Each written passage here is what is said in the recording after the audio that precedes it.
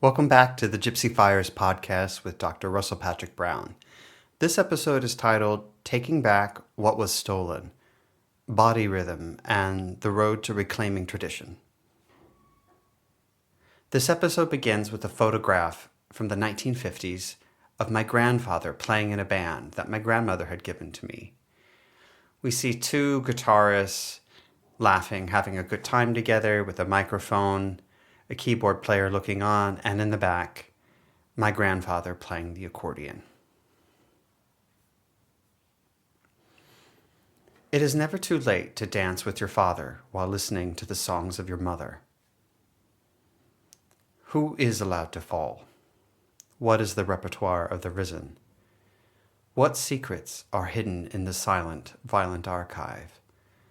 What vampires guard their vaults, and when we meet them, will we know the truth?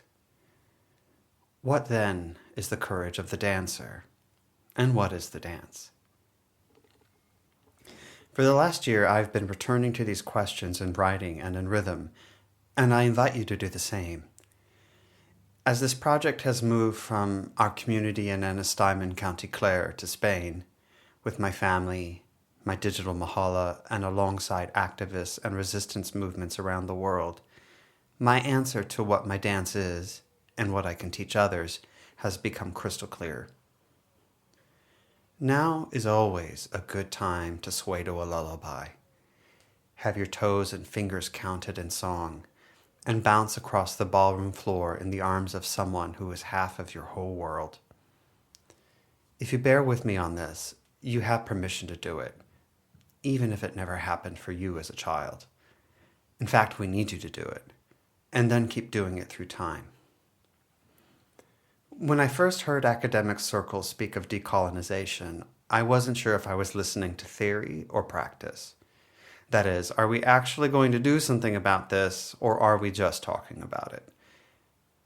If things were taken that shouldn't have been taken, who is accountable to give them back, and to whom?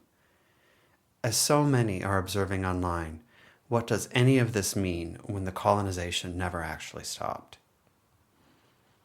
I doubt the ability of the Academy and most NGOs to do anything other than use decolonization as another tool for colonization.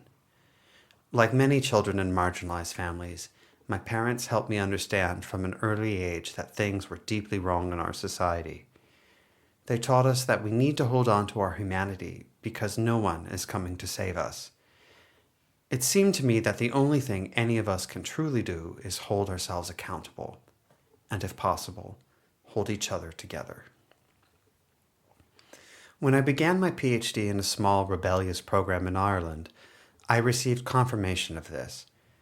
While I may not be able to stop colonization as a whole, I can rigorously examine my own life within it with humility.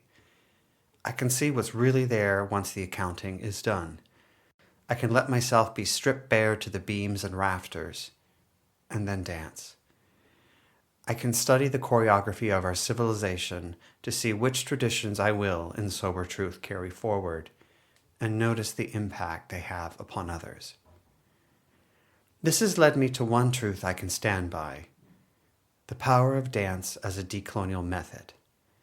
In my research, the ancestors in the archive brought me repeatedly to the reality of how Roma, Sinti, and other oppressed peoples were subjected to bondage of all sorts, including being transported in fetters or wearing heavy wooden shoes at gunpoint to perform hard labor. Yet, even in these horrific conditions, dance allowed a reclamation of the body, time, and space. As I wrote in my PhD, our percussive dance tradition is a creation like no other. Even if we lose it all tomorrow through some disaster or unfathomable new evil form of body control, someone would find the rhythm of life in their body again. They would tap on the futuristic cage around them, and no matter how many times they were stopped, the pulse would spread. Gestures are contagious. Rhythm propagates. When we are down or when we are gone, the weights we have carried in our dance now carry us. I would go even further now. I have learned in this past year of writing and rhythm that impact-driven dance isn't just decolonial or pre-colonial. It continues in a world where colonialism simply does not exist. Body rhythm is the world where my father woke me up every morning playing the tin whistle and carried me around the ballroom floor. Where my mother taught me to walk around the house on the balls of my feet, just as dancing masters had centuries ago. Where my grandfather sat in the kitchen playing his accordion for anyone entering, while my grandmother sang, painted, and sculpted. This was always my land. It will only be colonized if I let it be taken away, or if I turn into an occupier myself, standing in traditions and timelines that are not mine to move through. The liberation so many of us are seeking is, if we are honest, so often a longing for that innocence of connection to our parents, that increasingly forgotten world of play in music, dance, nature, and community. We can bury this longing and pretend it isn't there, or we can finally be hospitable to it, let it in, and give it a cup of tea. If you give this a chance, even for a moment, I think you'll find that the longing is the evidence. The play of life was always there, waiting for you to accept it.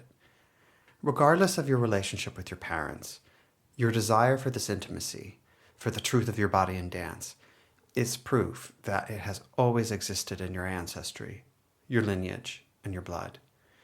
All it needed was for you to start tapping, quite literally, into it.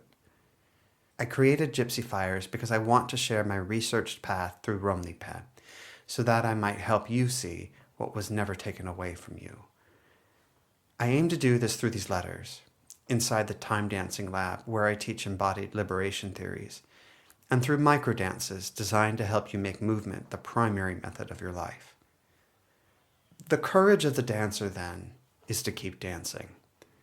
What that dance will be, where it came from, and where it is going is something only you will find, and we are all discovering it anew in every moment. Whether this choreography will decolonize our destiny or perpetuate harm is entirely up to us. We have the moves. We have the heart. We have the dance.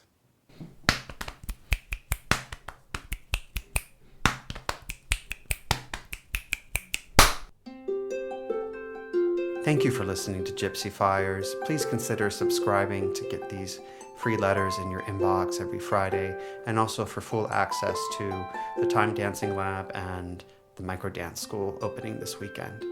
Thank you so much. Lacho Drom.